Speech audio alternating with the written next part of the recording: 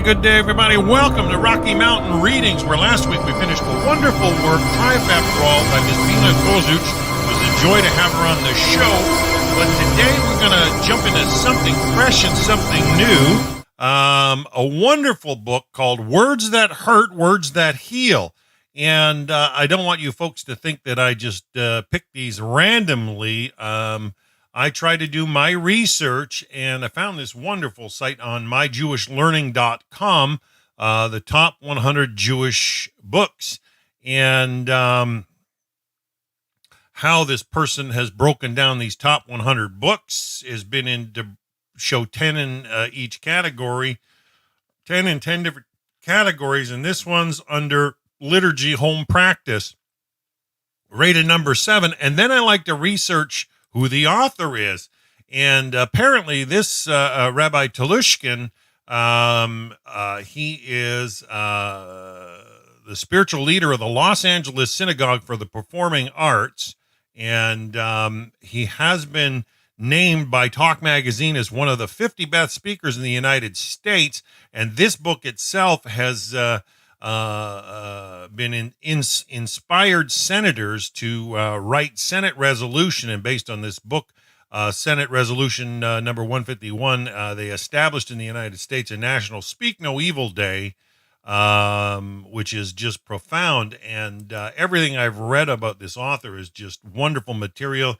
He's born in 1948, raised in Brooklyn, attended the Yeshiva of Flatbush, and was ordained at Yeshiva University. Plus, he has a degree in Jewish history at Columbia University, like my friend Rabbi Chaim Kaufman from Columbia University as well. And so I thought, based on what I've read on this book, it is a profound, influential book. And in this day and age, I think, it's got its relevance for sure. Words that hurt, words that heal. Now, the original subtitle was How to Choose Words Wisely and Well, but we are going to be reading from the revised and updated edition, which he changed the subtitle to How the Words You Choose Shape Your Destiny. And the top of the book has an endorsement that says, this enchanting book reminds us that the words we choose have an impact on others and send a message about us. So from what I understand, this is a very, very, very important work teaching all the personal ethics and wisdom behind selecting the right words to get across and make the world a better place. And I think that we as B'nai Noach can benefit from this. So we're going to jump into this wonderful, wonderful work, and we hope that you're blessed out there with these Rocky Mountain readings and continue to support us so we can keep bringing you wonderful, wonderful readings and other broadcasts as well.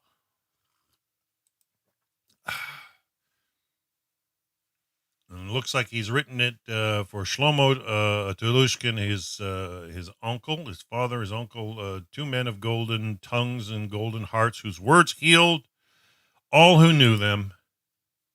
He cites Psalm 34, 13, and 14. Who is the person who is eager for life, who desires years of good fortune? Guard your tongue from speaking evil and your lips from deceitful speech. Profound. So, we're going to get into today the introduction, and you can see part 1, the unrecognized power of words. And if he's been voted one of the 50 best speakers in the United States, I'm sure we're in for a real treat. So let's jump right in with the introduction. We're reading from the Kindle edition, which you can get online at Amazon. It's only $11.99 American. Introduction. Over the past decade, whenever I have lectured throughout the country on words that hurt, words that heal, how to choose words wisely and well, I've asked my listeners if they can go for 24 hours without saying any unkind word about or to anybody. Invariably, a minority raise their hands, signifying yes. Some people laugh, while quite a large number call out no. All of you who can't answer yes, I respond, must recognize how serious a problem you have. Because if I asked you to go for 24 hours without drinking liquor and you said, I can't do that, I'd tell you, then you must recognize that you're an alcoholic. And if I asked you to go for 24 hours without smoking a cigarette and you said that's impossible, that would mean that you're addicted to nicotine. Similarly, if you can't go 24 hours without saying unkind words about others, then you've lost control over your tongue. At this point, I almost always encounter the same objection. How can you compare the harm done by a bit of gossip or a few unpleasant words to the damage caused by alcohol and smoking? Is my point overstated? Think about your own life. Unless you or someone dear to you have been a victim of terrible physical violence, chances are the worst pains you have suffered in life have come from words used cruelly, from ego-destroying criticism, excessive anger, sarcasm, public and private humiliation, hurtful nicknames, betrayal of secrets, rumors, and malicious gossip. Yet, wounded as many of us have been by unfairly spoken words, when you're with friends and the conversation turns to people not present, what aspects of their lives are you and your companions most likely to explore? Is it not their character flaws and the intimate details of their social lives? If you don't participate in such talk, congratulations. But before you assert this as a definite fact, monitor yourself for the next 2 days. Note on a piece of paper every time you say something negative about someone who is not present. Also, record when others do so also, as well as your reactions to their words when that happens. Do you try to silence the speaker or do you ask for more details? To ensure the test's accuracy, make no effort to change the contents of your conversation throughout the 2-day period. And don't try to be kinder than usual in assessing others' character and actions. Most of us who take this test are unpleasantly surprised. Negative comments we make about those who are absent is but one way we wound with words. We also often cruelly hurt those to whom we are speaking. For example, many of us, when enraged, grossly exaggerate the wrong done by the person who has provoked our ire. If the anger we express is disproportionate to the provocation, as often occurs when parents rage at children, it is unfair, often inflicts great hurt and damage, and thus is unethical. Similarly, many of us criticize others with harsh and offensive words, or cannot have a dispute without provoking a quarrel. Others of us are prone to belittle or humiliate other people, even in public.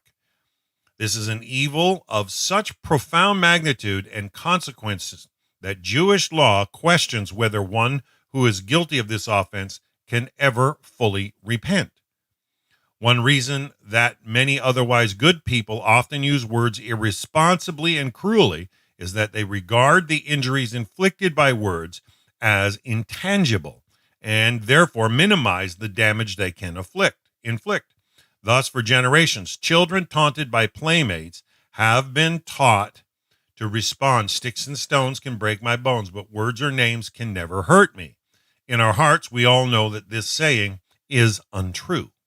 The National Committee for Prevention of Child Abuse has compiled a list of disparaging comments made by angry parents to children, including, "You're pathetic, you can't do anything right, you disgust me, just shut up, hey stupid, don't you know how to listen, you're more trouble than you're worth, get out of here, I'm sick of looking at your face, I wish you were never born." Ooh. Does anybody really believe that a child raised with such abuse believes that sticks and stones can't break my bones, but words or names can never hurt me? An old Jewish teaching compares the tongue to an arrow. Why not another weapon? A sword, for example. One rabbi asks, because he is told, if a man unsheathes his sword to kill his friend, and his friend pleads with him and begs for mercy, the man may be mollified and return the sword to its scabbard. But an arrow, once shot, is shot, cannot be returned, no matter how much one wants to. The rabbi's comparison is more than a metaphor, because words can be used to inflict devastating and irrevocable suffering. Jewish teachings go so far as to compare cruel words to murder. A penitent thief can return the money he has stolen. A murderer, no matter how sincerely he repents, cannot restore his victim to life. Similarly, one who damages another's reputation through malicious gossip or who humiliates another publicly can never fully undo the damage. As powerful as the capacity of words to hurt is their ability to heal and inspire. The anonymous author of a medieval Jewish text, the Orot Zadakim, or the Ways of the Righteous. Hey, Fred Rawls, good morning. Good to see you. The Ways of the Righteous spends pages warning of the great evils routinely committed in speech. With the tongue, one can commit numerous great and mighty transgressions, such as informing, talebearing, mockery, flattery, and telling lies. But he reminds his readers, with the tongue, one can also perform limitless acts of virtue. Recently, I witnessed this principle at work in my own family. One day, our 5-year-old daughter, Naomi, was in a weepy mood. And in a moment of frustration, my wife, Devorah, yelled at her, "I hate it when you keep crying over nothing. It hurts my ears. If you can't stop crying, I will have to leave you at home." The next morning at breakfast, Shira, Naomi's 3-year-old sister, started crying. Naomi stuffed both index fingers in her ears and screamed at her sister, "I hate it when you cry. It hurts my ears. If you have to cry, go in the other room." Devorah was dumbstruck. Naomi had exactly reciprocated her impatient tone, her chiding, even some of her words. Embarrassed and eager to show Naomi a better response, she went over to the crying Shira, sat on her lap, and said, "Mommy's sorry, she forgot to wait for you to add the blueberries to the pancakes. I never want to make you cry. I'm just going to sit by you until all baby Shira's tears go away." Naomi carefully studied this exchange, and during the coming days and weeks, Devorah made a point of repeating such compassionate reassurance whenever she saw Naomi or any of our other children crying. Sometime later, our youngest child, 2-year-old Benjamin, kicked Shira, prompting a fit of wailing. This time, Naomi sat down beside her hurt sister and said comfortingly, "It's okay, Shira, no more crying. I'm going to sit right here for the whole night and wait for you to stop."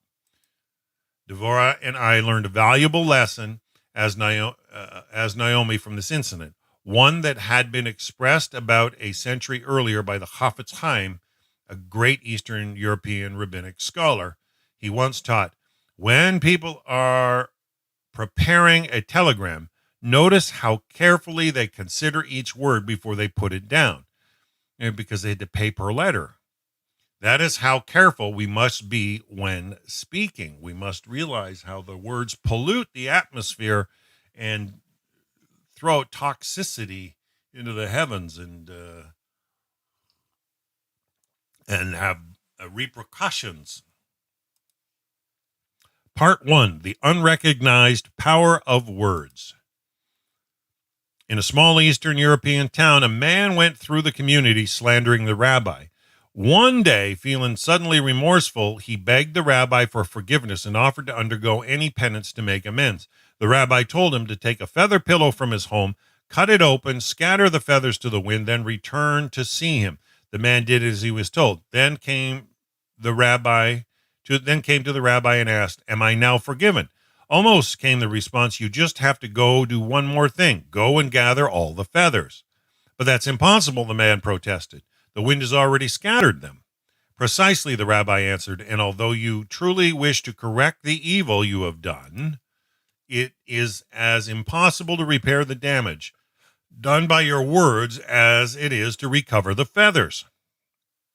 This famous tale is a lesson about slander, of course, but it is also a testimony of the power of speech. Words said about us define our place in the world. Once that place, our reputation, is defined, particularly if the definition is negative, it is very hard to reverse. President Andrew Jackson, who along with his wife was the subject of relentless malicious gossip, once noted, "The murderer only takes the life of the parent and leaves his character as a godly heritage to his children, while the slanderer takes away his goodly reputation and leaves him a living monument to his children's disgrace. Wow, what a profound statement by former President Andrew Jackson. The murderer only takes the life of the parent and leaves his character as a goodly heritage to his children, while the slanderer takes away his goodly reputation and leaves him a living monument to his children's disgrace. The Jewish tradition views words as tangible. In Hebrew, one of the terms for words is devarim, which also means things, and extremely powerful. The Bible clearly acknowledges the potency of words, teaching that Hashem created the world with words. As the 3rd verse of Genesis records, and God said, "Let there be light," and there was light. Like Hashem, human beings also create with words. We have all the experience of reading a novel and being so moved by the fate of one of its characters that we felt love, hate, or anger. Sometimes we cried, even though the individual whose fate so moved us never existed. All that happened was that a writer took a blank piece of paper and through words alone created a human being so real that he or she was capable of evoking our deepest emotions. That words are powerful may seem obvious, but the fact is that most of us, most of the time, use them lightly. We choose our clothes more carefully than we choose our words. Though what we say about and to others can define them indelibly, this is why ethical speech, speaking fairly of others, honestly about ourselves, and carefully to everyone is so important.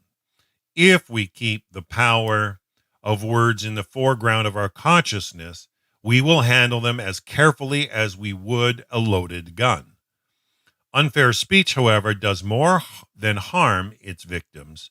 It also is self-destructive.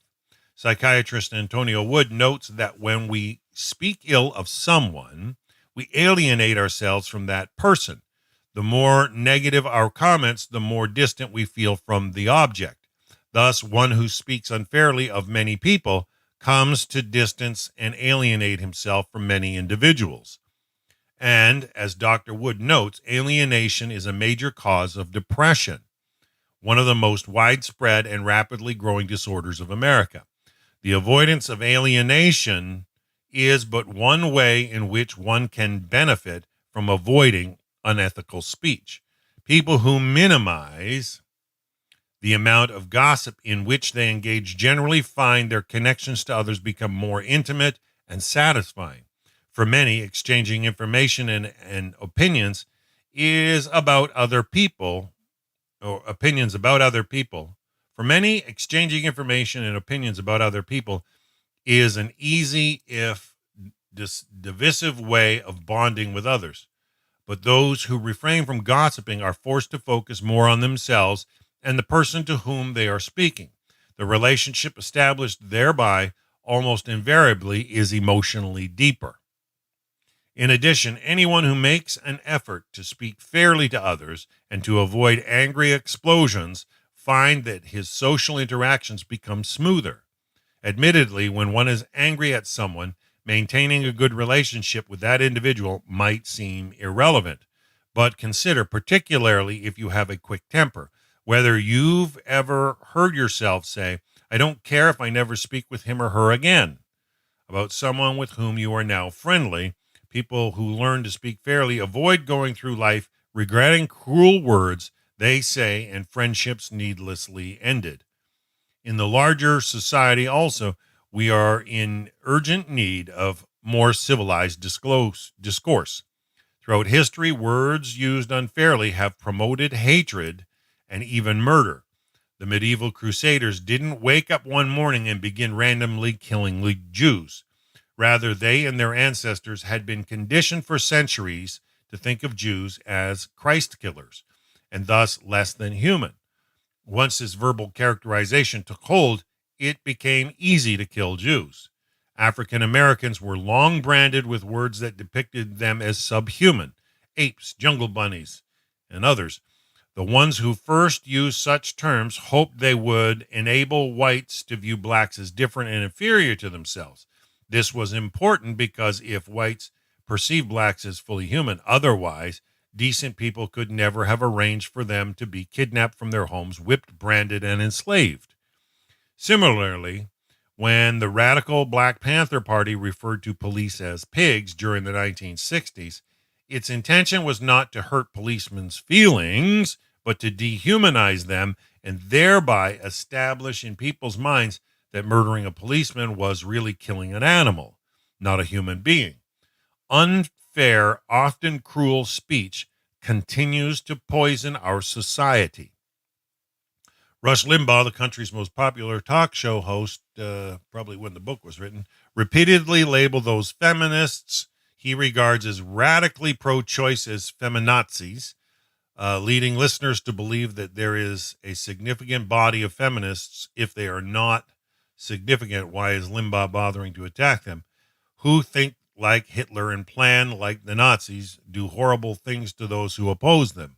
To call Gloria Steinem and Bella Abzug feminazis, as Limbaugh does, is unethical, makes rational discourse impossible, and constitutes an unintentional mockery of the suffering of the Nazis' real victims. G. Gordon Liddy, another right-wing talk show host and man who has been highly honored within his industry, advises his listeners to aim for the head rather than the bulletproof vests of invading federal ATF agents. Verbal incivility characterizes some highly partisan liberals no less than conservatives. When George Bush was elected president in 1988, Mayor Andrew Young and Congressman Richard Gephardt commented that not since the days of Hitler and Goebbels had a political campaign been built so deliberately on the technique of the big lie. What an irony. In the very act of condemning Bush's campaign for its supposed lies, Young and Gephardt tell a much bigger and vicious untruth. With similarity, overwrought and unethical language, Senator Ted Kennedy reacted to one of President Ronald Reagan's Supreme Court nominations by asserting Robert Bork's America is a land in which women would be forced into back alley abortions, blacks would sit at segregated lunch counters, rogue police could break down citizens' doors in midnight raids, school children could not be taught about evolution, and writers and artists would be censored at the whim of the government. Those familiar with Judge Bork's views and judicial record knew that Kennedy's statement was an amalgamation of untruths and misleading half-truths, but the senator's agenda was neither accuracy nor fairness. It was to defeat Bork's nomination. In popular culture, the deterioration of civilized discourse is even more pronounced than in politics. A contemporary musical genre, gangsta rap, glorifies killing police and raping women. A 1990 album, The Ghetto Boys, by the group of the same name, includes this horrendous couplet. I dug between the chair and whipped out the machete. She screamed. I sliced her up until guts were like spaghetti. Another lyric in this album speaks of the need to stab the girl in her breasts and just cut her to bits. Gangsta rap is only one manifestation of contemporary music's incendiary usages of language. When Axl Rose, lead singer for Guns N' Roses, famous for the lyrics, I'll rip your heart in two and leave you lying on the bed, attended a homecoming concert in Indianapolis in 1991, he told his cheering fans that kids in Indiana today are just like prisoners in Auschwitz.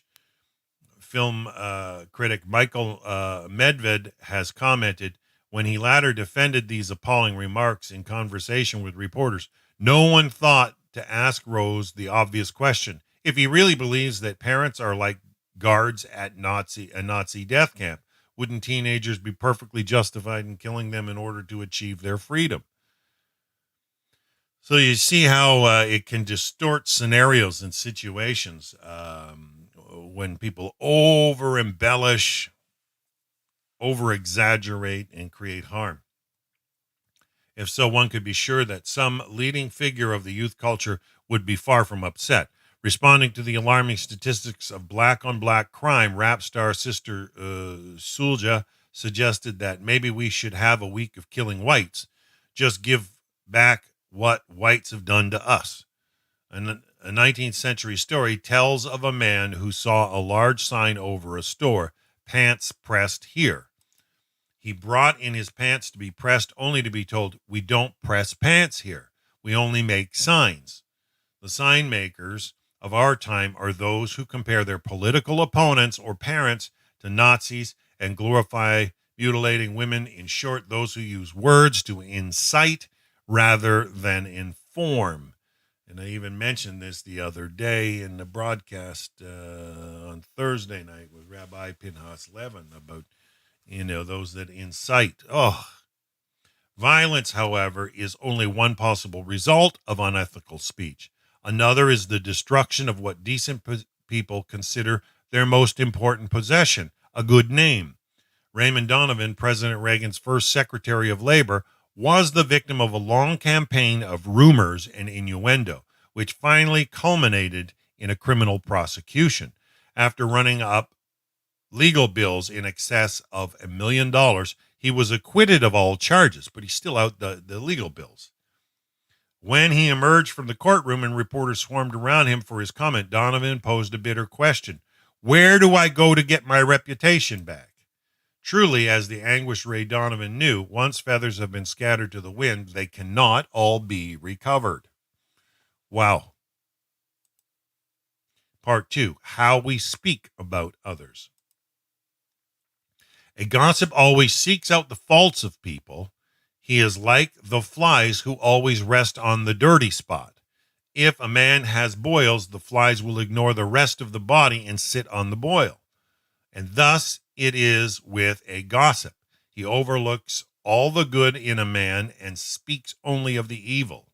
And that's from The Ways of the Righteous. Lashon Hara, the whispering campaign that cannot be stopped. Rumors it's impossible to quash, besmirchment from which you will never be cleansed.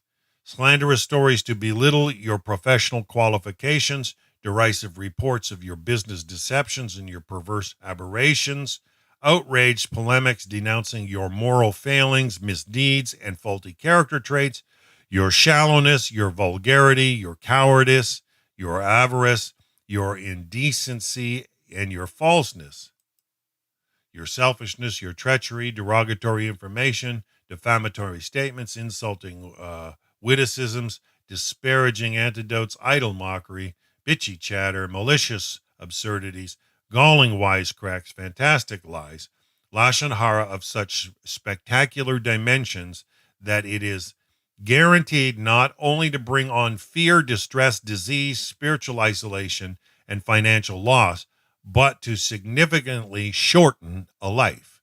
They will make a shambles of the position that you worked nearly 60 years to achieve. No area of your life will go uncontaminated, and if you think this is an exaggeration, you really are deficient in a sense of reality, and that's written by Philip Roth. If you say of a rabbi that he does not have a good voice, and of a cantor that he is not a scholar, you are a gossip. But if you say of a rabbi that he is no scholar, and of a cantor that he has no voice, you are a murderer. And that's by Rabbi Israel Slander. The gossiper stands in Syria and kills in Rome. And that's from the Palestinian Talmud. I can retract what I did not say, but I cannot retract what I already have said. That's from Solomon Ibn Gabriel, Pearls of Wisdom. Why do human fingers resemble pegs? So that if one hears something unseemly, one can plug one's fingers in one's ears. From the Babylonian Talmud. 2. The irrevocable damage inflicted by gossip.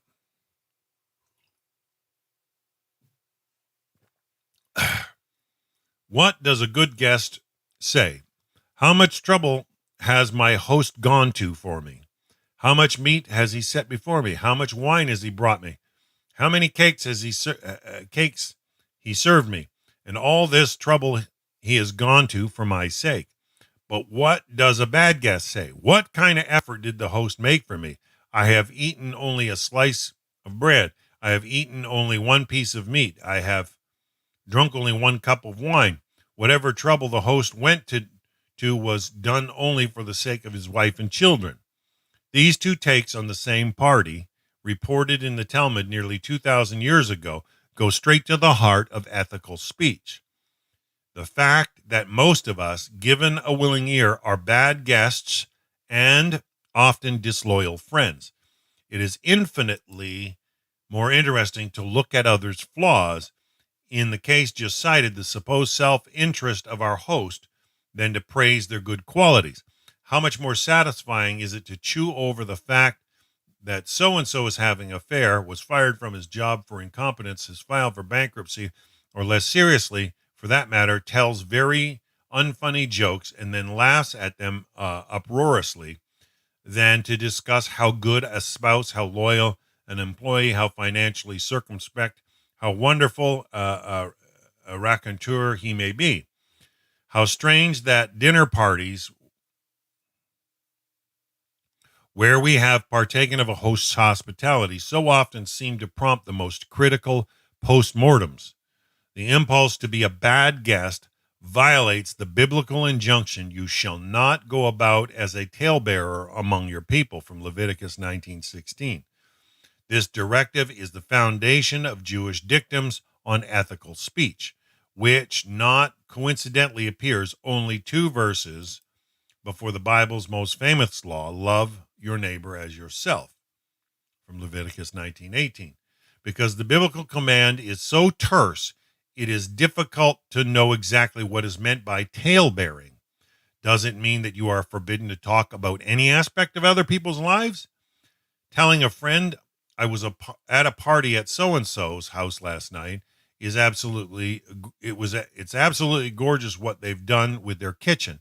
Or does the verse only outlaw damning insinuations? When Sam went away on that business trip last month, I saw his wife Sally at a fancy restaurant with this very good-looking guy. She didn't see me because they were too busy the whole time making eyes at each other. Is it tale-bearing to pass on true stories? Sally confessed to Betty she's having an affair. Sam ought to know what goes on when he's out of town. The Bible itself never fully answers questions of this nature. But starting with the early centuries of the Common Era, Jewish teachers elaborated upon the biblical law and formulated in ascending order of seriousness 3 types of speech that people should decrease or eliminate. Hey, Ashley G., welcome. Okay, so these are 3 types of speech that people should decrease or eliminate. 1, information and comments about others that are non-defamatory and true. 2, negative, though true, stories, in Hebrew, lashon hara, information that lowers the esteem in which people hold the person about whom it is told. A subdivision of this is tattling, in Hebrew, rechalot, telling Judy, for example, the critical things Ben said about her. Lies and rumors, in Hebrew, emotzi shemra, statements that are negative and false, non-defamatory and true remarks. The comment, I was at a party in so-and-so's house at so-and-so's house last night, it's absolutely gorgeous what they've done with their kitchen, is non-defamatory and true. What possible reason could there be for discouraging people from exchanging such innocuous, even complimentary information? For one thing, the listener might not find the information so innocuous. While one person is describing how wonderful the party was, the other might well wonder, why wasn't I invited? I had them over to my house just a month ago. Or funny that they had the money to redo their kitchen since they pleaded poverty when I asked them to contribute to the new hospice. Yeah. The more important reasoning for discouraging innocuous gossip is that it rarely remains innocuous. Suppose I suggest that you and a friend spend 20 minutes talking about a mutual acquaintance. How likely is it that you will devote the entire time to exchanging stories about her niceness? Maybe you will, that is, if the person about whom you're speaking is Mother Teresa.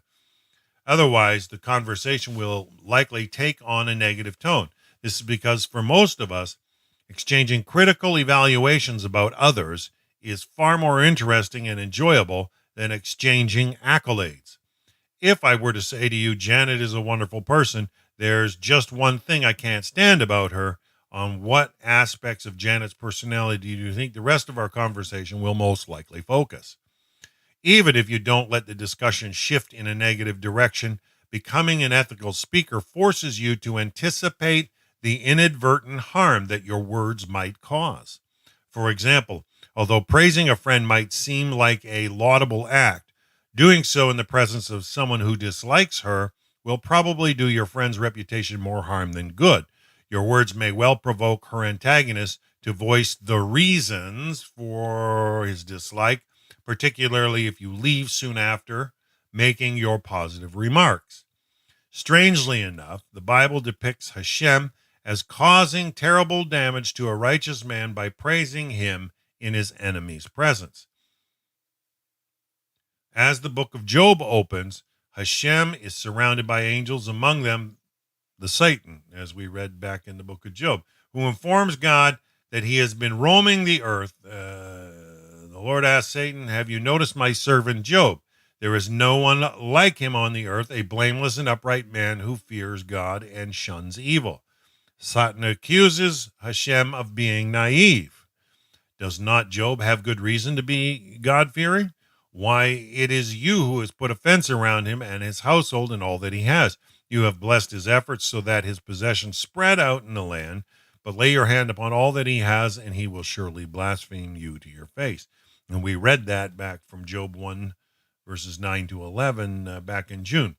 Certain that Job will remain loyal to him no matter the provocation, Hashem permits the Satan to do anything to Job except take his life. In short order, Satan arranges to have Job's 10 children killed, his possessions destroyed, and Job himself afflicted with terrible maladies. Although the book of Job has a happy ending, would anyone dispute that Job's life would have proceeded far more smoothly had God not chosen to praise him before the Satan? The danger of praise leading to damage is at the root of the book of Proverbs, rather enigmatic observations. He who blesses his neighbor in a loud voice in the morning, it will later be thought a curse. Wow. That's from Proverbs 27:14. Bible commentaries understand this to mean that if a person comes to public notice, even as the result of a neighbor's blessing, a positive association, the intense scrutiny engendered by his newfound fame ultimately will probably damage his good name or worse. Such was the fate that befell Oliver Sipple, an ex-Marine who saved the life of President Gerald Ford in 1975. While Ford was visiting San Francisco, Sipple saw Sarah Jane Moore, who was standing next to him, aim a gun directly at the president. Sipple grabbed Moore's arm and deflected her aim so the bullet missed the president. Overnight, he became a national hero. When reporters came to interview Sipple, he had only one request: don't publish anything about me. Unfortunately, his plea piqued the journalist's curiosity. Within days, the Los Angeles Times, quickly followed by dozens of other newspapers, trumpeted the news that Sipple was active in gay causes in the San Francisco area.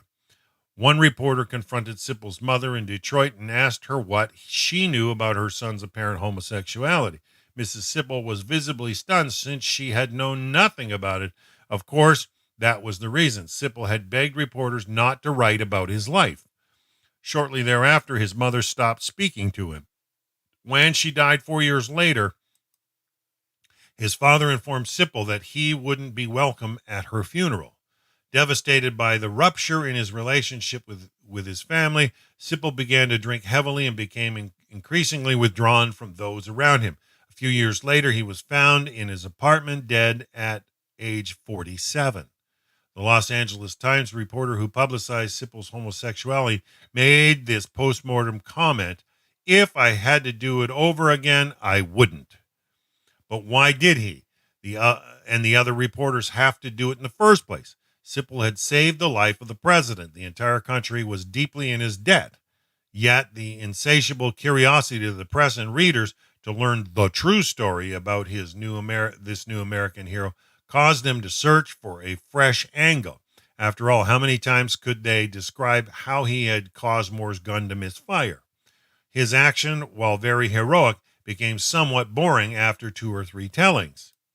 The Sipple case demonstrates the inadvertent damage that can be done even when people start out talking positively about others. Unless we remain acutely cautious of the direction in which a conversation is heading, such talk is unlikely to remain innocuous. Wow. So that's even speaking positive. Negative truths, which is Lashon Hara. As a rule, most people seem to think that there is nothing morally wrong in spreading negative information about others as long as the information is true. Jewish law takes a very different view. Perhaps that is why the Hebrew term Lashon Hara has no precise equivalent in English. For unlike slander, which is universally condemned as immoral because it is false, Lashon Hara is by definition true. It is the dissemination of accurate information that will lower the status of the person to whom it refers. I translate it as negative truths. Jewish law forbids spreading negative truths about anyone unless the person to whom you are speaking needs the information, for example, of when and to whom such information should be revealed. See chapters 2 and 4. It is a very serious offense, one that has been addressed by many non-Jewish ethicists as well. 2 centuries ago, Jonathan K. Lavater, a Swiss theologian and poet, offered a still apt guideline concerning the spreading of such news. Never tell evil of a man if you do not know it for a certainty, and if you know it for a certainty, then ask yourself, why should I tell it? Intention has a great deal to do with the circumstances in which it is prohibited to speak negative truths. The same statement, depending on the context, can constitute a compliment, gossip of the non-defamatory sort, or the more serious sin of Lashon Hara. For example, if you say that a person known to have limited funds gave $100 to a certain charity, this would probably raise the person's stature because people will be impressed at his generosity. But if you say a wealthy individual gave $100 to the same cause, the effect will be to diminish respect for her. She will now be thought of as miserly. Such a statement, therefore, is Lashon Hara. It might be true, but it lowers respect for the person and is no one else's business. Unfortunately, this does not deter many people from speaking negative truths. Such gossip is often so interesting that it impels many of us to violate the golden rule. Do unto others as you would have them do unto you. Although we would probably want similarly embarrassing information about ourselves to be kept quiet, many of us refuse to be equally discreet concerning others' sensitive secrets. The injunction against Lashon Hara does not only apply to the use of words, making a face when someone's name is mentioned, rolling one's eyes, winking, or sarcastically saying so-and-so is very smart are all violations of the law, since Lashon Hara is considered anything that lowers another person's status. It is irrelevant whether one uses a nonverbal technique to commit it. Jewish law designates this behavior as avak Lashon Hara, or the dust of Lashon Hara. Other examples of such dust include innuendo. Don't mention Paula's name to me. I don't want to say what I know about her. It is equally wrong to imply that there is something derogatory about a person's earlier life. Who of us who knew Jonathan years ago would have guessed that he would have achieved such the success he has now? The dust of Lashon Hara encompasses a whole range of stratagems by which people sometimes damage reputations without saying anything specifically critical. For example, it is morally wrong to show someone a letter you have received that contains spelling mistakes if all you wish to do is cause the reader to have a diminished respect for the writer's intelligence. When gossip is falsely attributed to you, if a rumor circulates that you said something unkind about someone and it isn't true, you must make this known both to the person involved and to others. If you don't, the person slandered will remain unjustifiably hurt and angry. Compare the way two different public figures dealt with this situation. In Attlee, a biography of Clement Attlee, British Prime Minister and longtime adversary of Winston Churchill, author Kenneth Harris notes the following incident. After the war, one quip which went the rounds of Westminster was attributed to Churchill himself. An empty taxi arrived at 10 Downing Street, and when the door was opened, Attlee got out. When a friend repeated this and his attribution to Churchill he obviously did not like, his face set hard, and after an awful pause, he said, Mr. Attlee is an honorable and gallant gentleman and a faithful colleague who served his country well at the time of her greatest need. I should be obliged if you would make it clear whenever an occasion arises that I would never make such a remark about him and that I strongly disapprove of anybody who does. Compare Churchill's disavowal of his cruel, if witty, comment with the behavior of a prominent former congresswoman toward New York's one-time mayor Ed Koch. Unlike Attlee and Churchill, the congresswoman and Koch had been long political allies. In fact, he had campaigned for her when she ran for the U.S. Congress, as she did for him when he ran for City Hall. However, several years later, this woman took a trip with Mayor David Dinkins to lobby the Democratic Party to hold its 1992 convention in New York City. In a newspaper article about the trip, she was quoted as saying that she was happy to be traveling with Dinkins, whereas she would hate the thought of spending a week with Koch. The latter, unaware of any falling out between them, was both incensed and confused. A few months later, Koch was even more stunned when the woman, launching to run for the U.S. Senate, called him at his law office to solicit his support. In his memoirs, Citizen Koch, he records the ensuing conversation. Well, I said, it is strange that you should call me because you are the last person I would support. Why do you say that, Ed? She said. I thought we were friends. I thought so too, I replied. I then reminded her of her remarks from several months back. Did I say that? She said. Yes, I said. Well, I don't remember ever saying that. I have the clipping here at my office. I explained. I can send you a copy to refresh your memory. Well, if I did say it, she allowed, it must have been taken out of context. Did you write a letter to the editor stating you had been quoted out of context? No. Did you call the reporter or send him a note seeking a retraction? No. Did you call me to apologize or offer an explanation? No. Then it wasn't out of context, I said. And I've seen this often. You try to stand people up that are spreading all kinds of harm, and then they want to do this psychological dance that, well, you're taking it out of context. I didn't say that, or denial. When they start defending their evil speech, it's horrible. Koch was right. If you have publicly said something cruel and regret it, call the victim of your remarks immediately and apologize. You can be sure that the person will have heard about it, and if you don't apologize, he or she has a right to assume that you meant precisely what you said. If a cruel statement is attributed to you, but you didn't make it, even more aggressive action is required. For why should people associate you with cruel words you haven't uttered, even if others dismiss the ugly words as inconsequential? You can be certain that the person who feels his name was maligned does not. The congresswoman might well have been a longtime friend of Ed Koch, but from the moment Koch learned about her comment, he identified her in his mind with that one statement.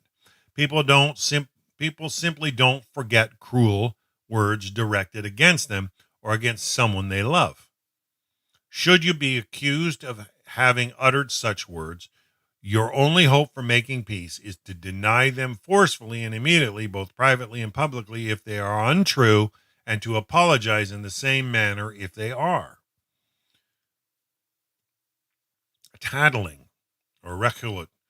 A subdivision of Lashon Hara is tattling, telling others negative comments people have made about them. Several years ago, when a close friend of mine announced her engagement, her sister repeated a remark made by their beloved uncle. Carol's a very sweet girl, but David is much more accomplished and worldly than she is. I'm afraid that he's going to be bored with her. For Carol, whose father had died when she was very young, her uncle's critical words were devastating. When she got married, she refused to walk down the aisle with him, as they had long planned. Today, several years later, their once warm relationship is almost non-existent, all from a simple injected statement. Coincidentally, I saw the sister a short time later and asked her about this incident. The statement just slipped out, she told me. She had been chatting with Carol, and it suddenly occurred to her that she should know that what her uncle really thought. The sister's answers, a standard justification offered by people who transmit hurtful comments, seems unarguable in theory. Aren't we entitled to know whether the people who act warmly in our presence say cutting things when we are absent? In practice, however, the one small piece of truth transmitted by gossip often provides a totally false impression. Once Carol heard her uncle's comment, she concluded that it constituted his exclusive opinion of her. After all, Carol's sister hadn't made a habit of repeating every complimentary observation their uncle had made about her. While the uncle's comment may well have been unkind, in truth, almost all of us have said hurtful things about people we otherwise love dearly. How many of us would appreciate our parents, children, spouses, and friends hearing every remark that we've ever made about them?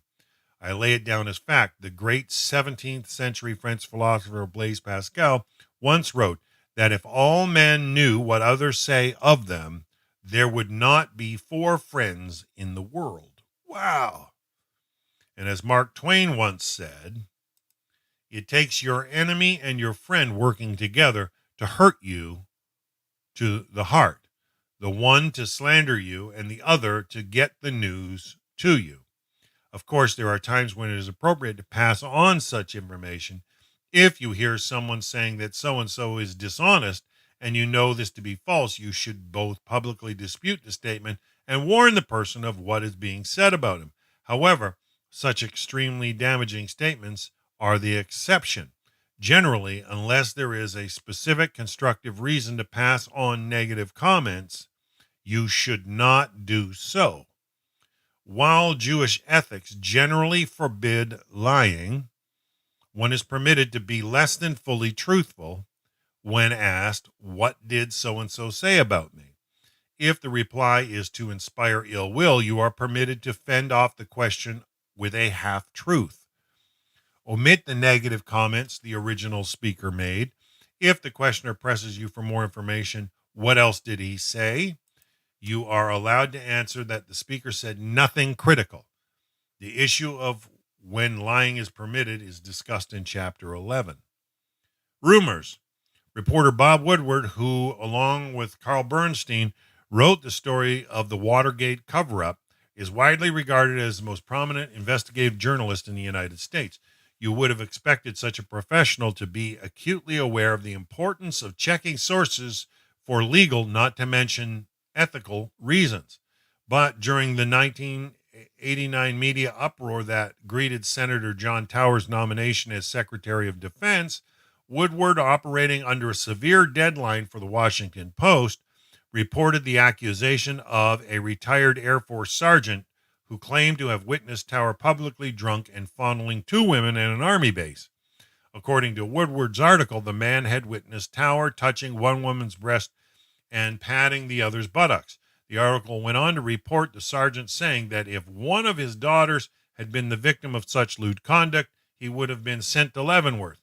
The implication being that he would have assaulted Tower and been willing to go to prison as a result. The Air Force sergeant was the only named witness in the article. Woodward referred to other infamous sources who allegedly also were aware of the event, but he never specified who they were. Unsurprisingly, this article led many readers to conclude that Senator Tower was both morally and emotionally unfit to be a cabinet member. Within a day of Woodward's article, he learned that his eyewitness had earlier been dismissed from the Air Force because of a mixed personality disorder with antisocial hysterical features. In other words, Woodward's source was a severely disturbed individual who, it appears, had made up the story. Confronted with this evidence, Woodward responded, "You report what you can get." He added, "And I wish I had more time on that story to check. But ethics dictate that you don't report what you can get. You only report stories that you have overwhelming reason to believe are true." The Talmud, as opposed to Woodward, teaches if something is as clear as the fact that your sister is forbidden to you as a sexual mate, only then say it.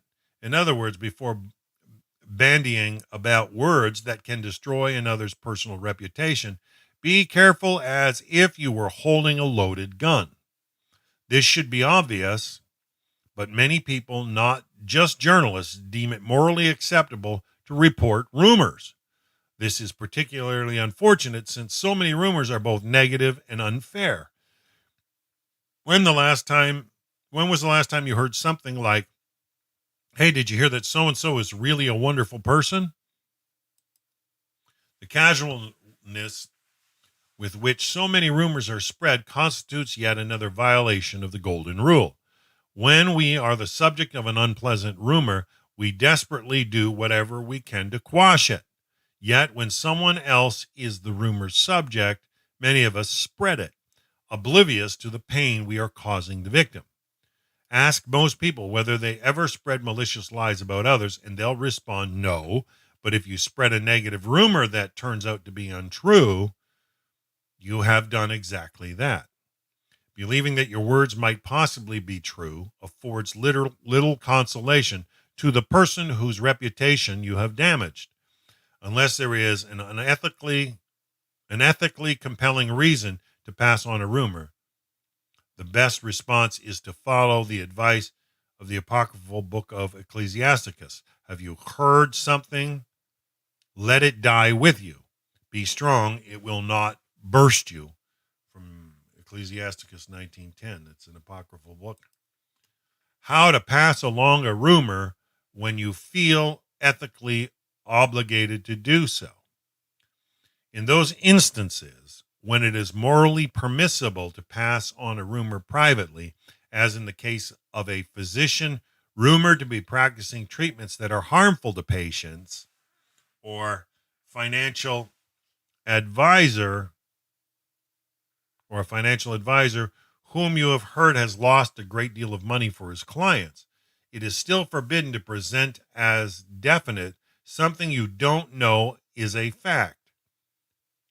When you disclose facts that are only hearsay, the damage you inflict may be devastating and irrevocable. Therefore, even where another's safety or well-being mandates that you report a rumor, you must make clear that it is a rumor and requires further investigation. In other words, you should say, "I don't know this to be definitely true, but I've heard that so-and-so has made some very risky investments for his clients." Right on, Keith. I hope you're enjoying it. And lost considerable amounts of money. I think you should check further into the matter before you invest with him. Slander. The most grievous violation of ethical speech is the spreading of malicious falsehoods, what Jewish law calls motzi shem ra, giving another a bad name. Consider the following story, which appeared in USA Today. A 9-year-old girl falsely accused a substitute teacher of sexual abuse and bribed 10 other kids to do the same, police said Tuesday. The teacher, whose name, although it appeared in the article, he's omitting, 43, was cleared when the police uncovered the plot. The man, who had been a substitute for about 4 weeks, apparently had difficulty with the class his first day at Fuller Elementary School and sent some students to the office. The child offered 9 girls and a boy $1 each to report that the teacher fondled them. The Cook County State Attorney got the complaint May 9th. Investigators interviewed 14 children the next day, and by the end of the day, we knew that every allegation was false, says spokesman Andy Knott. The teacher calls the incident a nightmare. A lot of people were willing to crucify me. An especially troubling aspect of this story is that none of the 10 children to whom the girl offered a bribe seems to have refused it or to have reported her. They all seemed oblivious to the damage they would do to their victim. Yet, to destroy somebody's good name is to commit a kind of murder. In English, the same idea is conveyed through the expression of character assassination. The most famous biblical example of Amotzi Shemra is provided in the book of Esther. In this book, Haman, advisor to the Persian king Ahasuerus, maliciously lies by telling the king that the Jews refuse to obey his laws. Like many liars, Haman is persuasive, and the king soon empowers him to murder every Jew living in Persia and its 127 provinces. And that's from the book of Esther, chapter 3, verse 9 to 15. Fortunately, Haman's lies are disproved and his genocidal campaign thwarted. Too often, however, the victims of slanderous tongues are not saved. Thus, in Shakespeare's 38 plays, there is no villain more vile than Othello's Iago, whose evil is perpetrated almost exclusively through words. At the play's beginning, Iago vows to destroy the Moorish general Othello for bypassing him for a promotion. Knowing Othello's jealous nature, Iago convinces him that his new wife's Desdemona is having an affair with another man. The charge seems preposterous, but Iago repeats the accusation again and again and arranges the circumstantial evidence necessary to destroy Desdemona's credibility.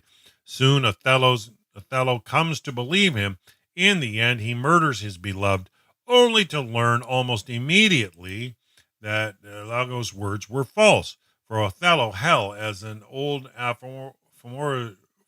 aphorism teaches, the truth is seen too late. A similarly destructive tongue is possessed by Mary Tilford, the 12-year-old protagonist of Lillian Hellman's 1934 play, The Children's Hour. A precocious but vicious child, Mary is disciplined by one of her school headmistresses. Fearful that other of her misdeeds will soon be uncovered, she confides a scandalous truth to Mrs. Tilford, her grandmother. The school's 2 headmistresses are lesbian lovers. Within hours, the grandmother has alerted everyone to this fact, and alarmed parents withdraw their children from the school. Weeks later, the rumor is finally proven false. But by then, the school has been shut down. One headmistress has committed suicide, and the other has broken off her engagement, certain that her fiancé does not fully believe that the rumor is untrue. The grandmother feels deep remorse over what has happened. A normally moral person, she knows that she made insufficient efforts to establish the rumor's veracity before destroying the lives of 2 women. At the play's end, she appears at the surviving headmistress's house, willing to do anything to make amends. Of course, there is nothing she can do other than express some effective words of contrition. Nobody ever gossips about other people's secret virtues. British philosopher Bertrand Russell once noted, "What is most interesting to most of us about other people is their character flaws and private scandals. Therefore, before you spread information or views that will lower the regard in which an acquaintance is held, ask yourself 3 questions. Is it true? Is it necessary? And is it fair?" And I think that these 3 statements, these 3 questions, Is it true? Is it necessary? And is it fair? You got to ask when you're facing dark situations before you state something that might haunt somebody or cause harm out there. All right, the lure of gossip. A Talmudic parable. In the future, all the world's animals will come together and confront the snake. They will say to him, the lion stalks and then eats its prey. The wolf rips apart another animal and eats it. But you, what is the pleasure you derive in poisoning and killing a human being? The snake will answer, and what is the pleasure human beings derive in spreading malicious gossip, which humiliates and sometimes kills others? As a rule, the rationale for wrongful acts is self-interest. Embezzlers wish to make quick money. Guilty defendants manufacture alibis to avoid being punished, and thieves break into a house because they desire another's possessions. But gossips, what do they gain by hurting other people's reputations? Some 1,500 years after the Talmud set down this parable, William Shakespeare conveyed a similar bewilderment about slanderers' actions. Who steals my purse steals trash, but he that filches from me my good name robs me of that which not enriches him and makes me poor indeed. And that's from Othello, Part 3, Act 3, lines 161 and 165. Shakespeare's assertion seems unarguable. A person deprived of his good name by a slanderer is surely impoverished, while the slanderer seems to have gained no benefit, or has he?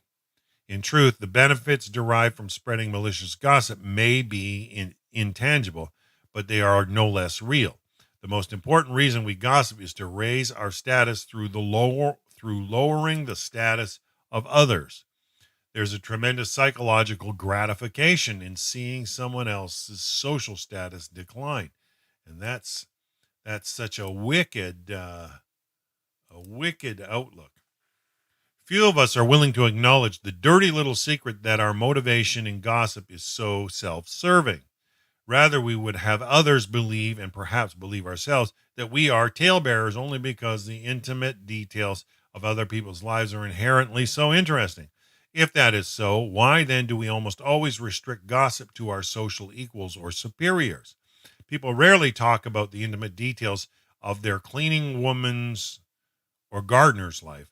The only gossip that makes us feel better about ourselves is precisely that which lowers public esteem of those with whom we are in status competition, our social peers and or superiors.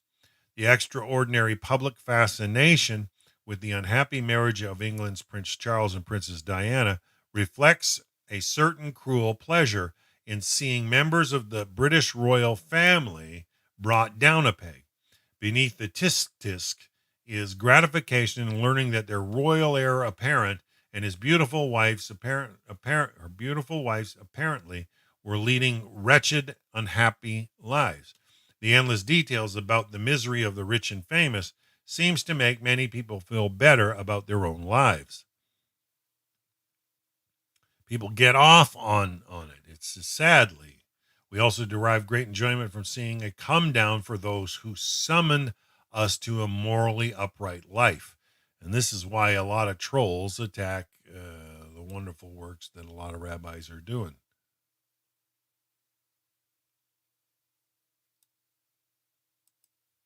Thus, a clergyman caught or rumored to have been involved in a scandal, particularly a sexual one, finds himself the subject of a particularly nasty and unrelenting gossip.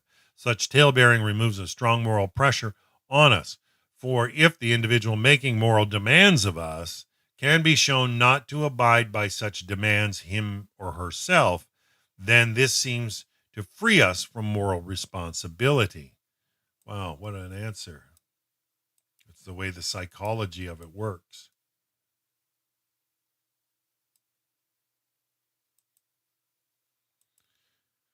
Whoop.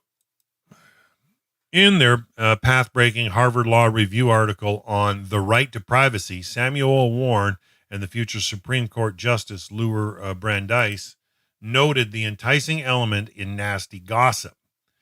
It appeals to that.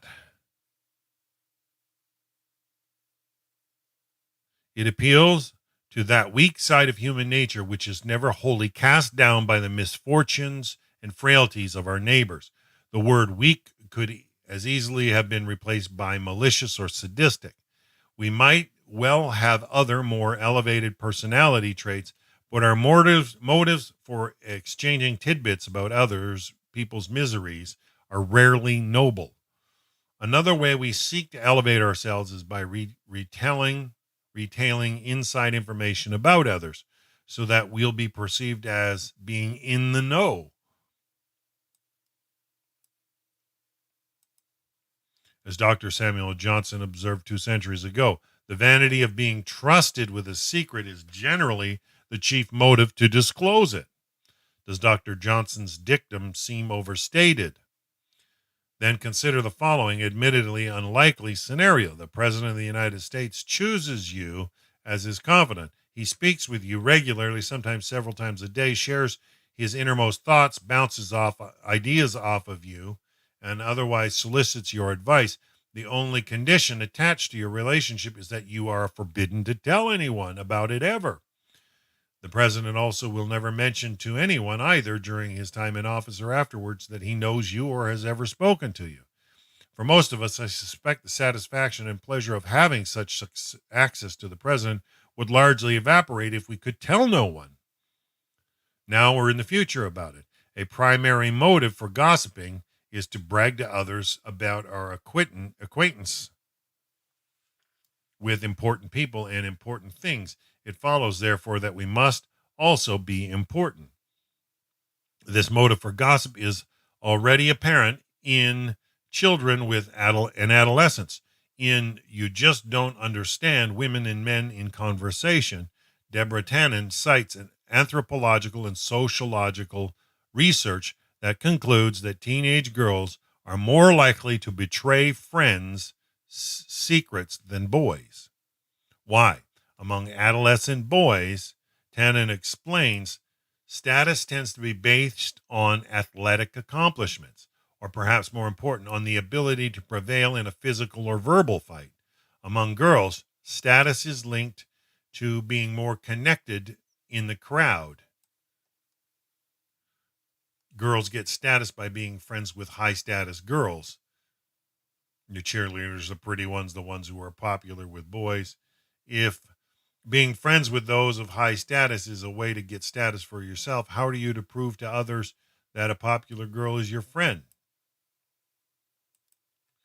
One way is to show that you know her secrets, because in it is the context of friendship that secrets are revealed. Wow. Thus, a girl who is not very attractive or popular proves that she rates high status through the very action that indicates that she is an unworthy friend. Wow. The issue, of course, goes far beyond teenagers and the betrayal of secrets. It seems to be universally accepted that we will be regarded as important people if we know interesting gossip. Oh, shalom, Zakia. How are you today? Hope all's well down there in Lima, Peru.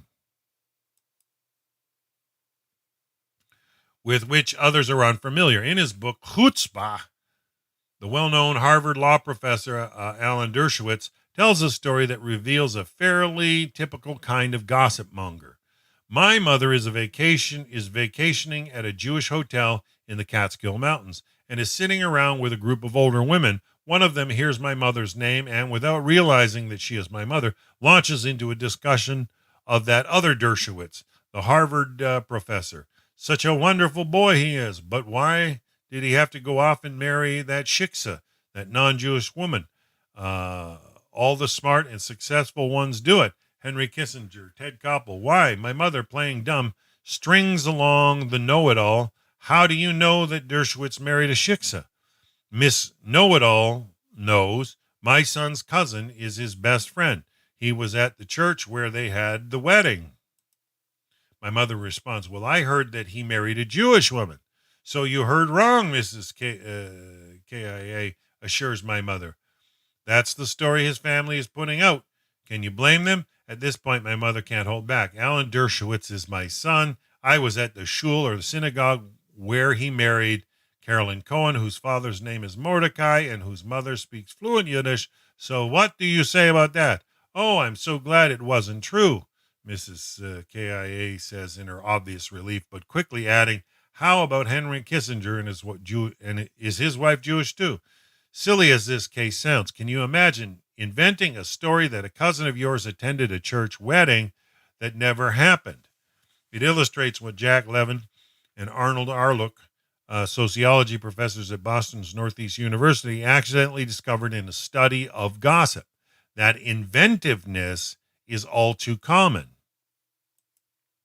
For their experiment, Levin and Arluck, seeking to see how quickly gossip spreads among students, had hundreds of flyers printed announcing a wedding ceremony to be performed in front of the Northeastern Student Union building. The flyer read, you are cordially invited to attend the wedding of Robert Goldberg and Mary Ann O'Brien on June 6th at 3:30 in the afternoon. They circulated the flyer throughout the campus, tacking them on bulletin boards, stacking them in classrooms, and so on. Robert Goldberg and Mary Ann O'Brien were fictitious figures. And Levin and Arluck distributed the flyers on June 7th, the day after the wedding was supposedly to have occurred. A week later, when they polled students to learn how many had heard about the wedding, they discovered that 52% had. More amazingly, they note 12% of us told they had actually attended it. These students said they were there on June 6th. Many of them described the white wedding gown worn by the bride and the black limo they drove the newlyweds to their honeymoon destination. The students' responses seemed so bizarre that two sociologists checked to see if a campus wedding might have occurred on or about the same time, but none had. In their quest to be perceived as people who had the inside scoop about the big event, 12% of the students polled were willing to tell a flat-out lie. The desire to seem important can impel otherwise rational people to act in a pathetically dishonest way. How ultimately meaningless such artificial elevation of one's status is. How much more satisfying it is to let one's accomplishments cause others to raise their opinion of us. Whoa! Yet a third reason we speak ill of others is to exact revenge against people who have wronged us, but whom we are too timid to confront. It's natural to have this impulse, for if we complain to the offending party, we risk being hurt again by her response. We can easily find consolation as well as justification for our anger when others share our feelings about the offense and the offender. This form of gossip usually is particularly unfair because we want others to share our anger. We often fail to describe very precisely the offense committed against us. If we did, our complaints might not strike other people as so terrible. They might even think that we are at least partially responsible for the dispute. So we exaggerate. We describe people as having said more insulting things than they actually did, or as having acted toward us with far greater insensitivity or contempt than was the case. Most of us are masters at attributing horrendous motives to people who have hurt us. Oh, it's such a terrible practice. Our exaggerations of which we ourselves might not be fully aware, are aimed at provoking others to validate and share our rage. How provocative or productive is this quick fix? While almost all fights seem unavoidable when they happen, many turn out to be quite absurd or petty shortly after. If we have made our anger known to many people, we might later find ourselves too embarrassed to make peace with our adversary, whom we have labeled thoroughly despicable. Then, too, once an adversary hears what we are saying about him, he may become even more hostile than ever before. He may not only resist making peace, he will probably start spreading his account of the dispute, in which he will undoubtedly emerge as considerably less heroic and victimized. Thus, a dispute initiates a whole cycle of injury. And boy, I've known people that function that way. My advice, particularly if the matter is trivial, is to keep your anger to yourself. Left alone, it may soon dissipate. Better yet, confront the person who hurt you. Before doing so, it might be wise to hold back your angry response for a few days so as to allow you to see the matter in a broader perspective. Assuming that your adversary is not a terrible individual, which is unlikely if you have been on somewhat friendly terms until now, you could tell her, "You hurt me by saying or doing this," or "I think it was unfair of you to." This might actually lead to an apology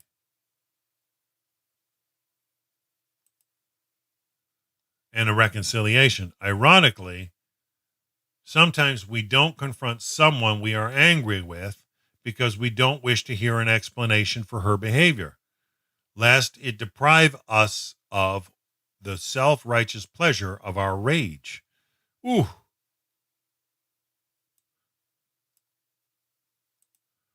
Of course, it's not always possible to confront the person at whom you are furious. If you did this with an unfair boss, for example, you might risk losing your job.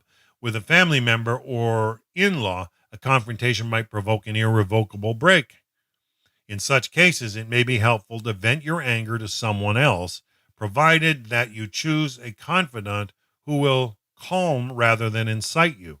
But most of the time, however, gossiping merely intensifies the dispute and lessens the chances of reconciliation. Yeah, that's a profound. Most of the time, gossip merely intensifies the dispute and lessens the chances of reconciliation.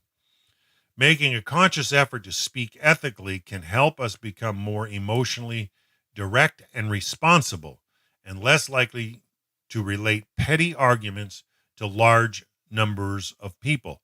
We will learn rather to directly confront those whom we feel have mistreated us. Instead of being hapless victims, we come to view ourselves as capable of defending our own interests. This might not be the smallest advantage to be gained from undertaking to speak ethically. If you're going to gossip anyway, 2 guidelines. The preceding section describes just a few of the reasons we speak ill of others, and certainly not all gossip is motivated by the wish to do harm.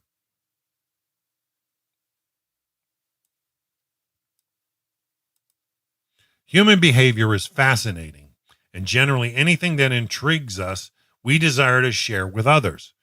Even the Talmud, the sources of most of Judaism's laws of ethical speech, acknowledges that virtually everyone violates these laws at least once a day.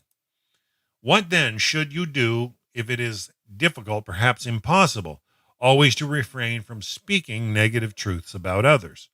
I suggest first that you severely limit the number of people with whom you gossip and severely limit the amount of time you spend in such talk. Or if you or your partner learn something unusual, possibly negative, about a mutual friend, you will probably relate it to each other and perhaps 1 or 2 close friends. But make sure that you stop there.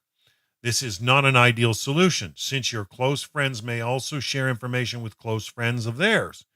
My friend Dennis Prager, the essayist and talk show host, argues that forbidding people from transmitting any and all negative information or opinions about others is not only unrealistic, but possibly also undesirable.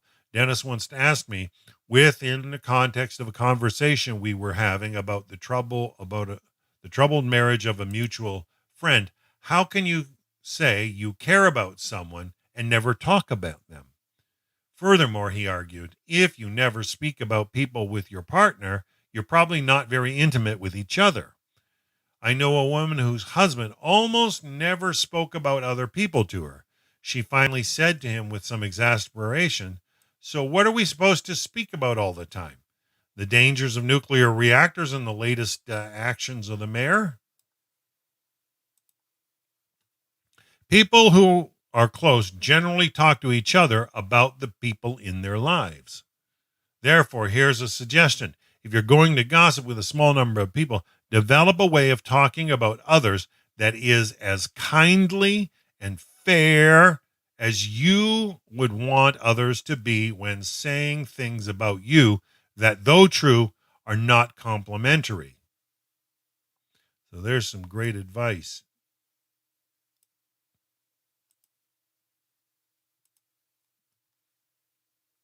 And you know what? I think I'm gonna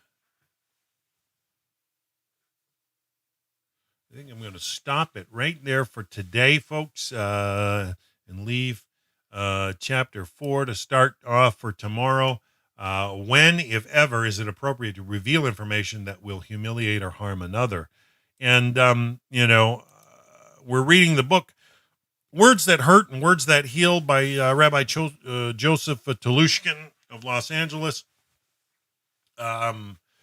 Folks, please give me some feedback. What do you think of this book so far? I mean, it's almost as large as Nefesh Chachaim as we did, and we covered that one in about 6 sessions. So, I think we can finish this one up by next week.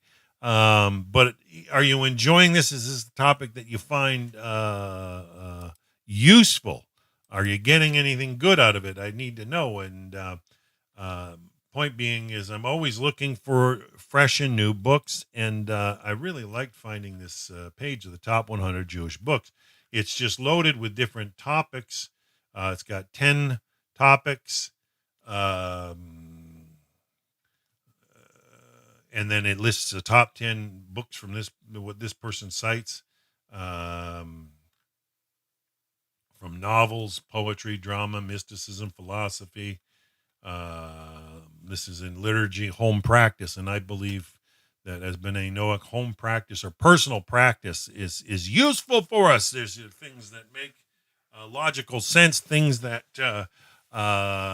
we can learn from the Hebrew people exactly how to behave in a more concise and useful and healthy manner, and speech has so much to do with propagating problems in this world, communication in general. And I spent a lot of years in sales, in management, and I got pretty good at it. I finished top 50 in my country with one manufacturer a few times. And all I can say is in order to do so, you have to learn to communicate effectively. And if you want to have a peaceful life and be a person who really impacts their community, how you speak and communicate with others is definitive on who you are. And I really like how he rewrote this subtitle from its original, "How the Words You Choose Shape Your Destiny." But I think he's starting to show us behind the scenes the way some people think, justifying their speech and their reason, and also what they're hoping for and looking for. And when you see it for what it is, and you see what you can cut off the evil speech and say, okay, I see you need some encouragement in this area, rather than absorbing that evil speech. But I don't want to go there about that person. When you see, I can relate to a lot of what he's saying in there as experiences come to mind that make me think, oh yeah, that's so true. That's so true. That's so true. I can tell that it's he's a wonderful author, obviously, and there's a reason why he was put on this top 100 and even listed as being one of the 50 best speakers in the United States. I mean, obviously, he has a firm grasp on the human interactions. And as B'nai Noach, and we want to see the growth of B'nai Noach globally, I believe our effectiveness makes or breaks it. And we know that Hashem rules it all, but Hashem can allow this good mazalos to come down on our minds, and our neshamas can understand how interaction works, and we can put it into play. So hopefully you guys are enjoying this. Thanks, Sheila. Definitely a useful book for positive advice. Also, it'll help somebody to stop negative things that are coming their way. If you wake up and realize your entire circle's just bringing negativity your way, verbal negativity, you're not that's being like a doormat where people are just wiping the dirt off their shoes onto your life. You don't want to ever be that person. You want to be somebody who's honored and respected yourself, but you've got to be clear. And I think when we read Nefesh Chaim, Rabbi Chaim of Volozhin talked about the difference between the Nefesh, the Ruach, and the Neshama, and that Ruach part of our soul, needs to communicate properly. And it all intertwines in the heavenlies, he explained, if you recall, in that work. And it can clean in the heavenlies or dirty, and cause issues, and then ramifications.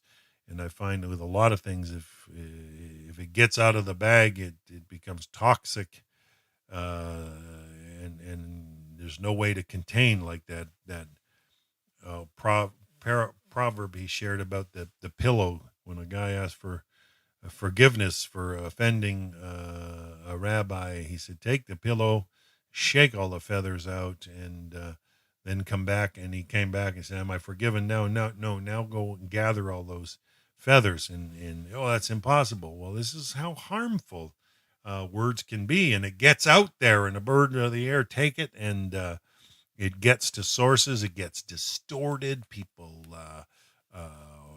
pick it up for reasons or another of their own wicked device, pass it on, twist it, distort it.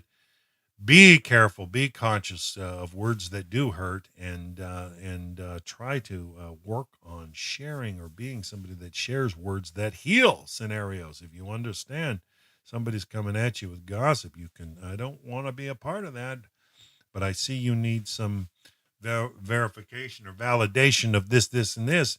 You may be somebody to be influential in their lives, and we hope that your lives get fulfilled with that. So please come on back to tomorrow, and we're gonna continue with chapter 4 in this wonderful work. And I'm going to sign out for now. So have a wonderful day. This is Rocky Mountain Readings signing off. Have a great one, folks.